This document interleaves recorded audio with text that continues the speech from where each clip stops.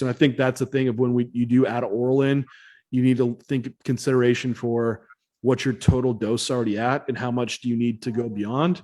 Like if you're on, say 500 mgs of total anabolic load and you're adding 50 mgs of Anavar a day, you're close to like doubling your amount. Like, do you need to double the load? Like, probably not. Like, hey, if you do 20 milligrams, it's another 140 mgs a week on top of your 500. Like, Yeah. okay, maybe that's a reasonable increase. Now, if you're someone that's on 2,000 milligrams, what does that percentage look like? Well, that might be a little bit more, right? Yeah.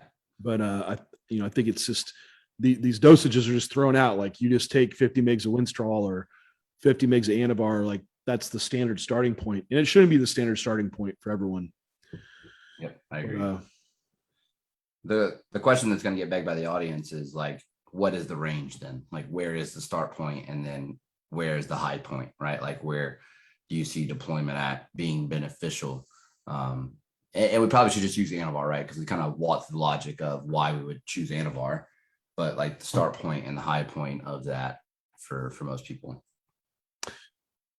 Yeah, and so I know this was to touch on more like a high level advanced design, but I mean, regardless, like from a starting point, if you used, you almost wouldn't even use an oral in your first prep. You really didn't want to. Like, Yeah. you could do just like testosterone and then even some Masteron if you need to increase the anabolic load and also for muscle retention.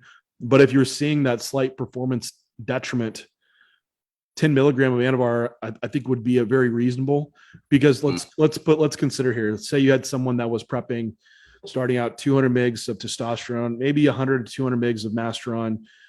Say that's 300, 400 mgs. Not without reason. I know I'm not full of shit. My first show was 400 mgs of test, and I used some Winstrol at the end.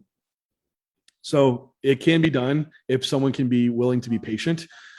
But then with that, okay, how much more do you need to go? Well, what's 10 mgs of Anavar a day? An extra 70 mgs. For someone that's brand new to this, like they're going to get a benefit out of it, and that might be all that they need before you need to advance. But that's a reasonable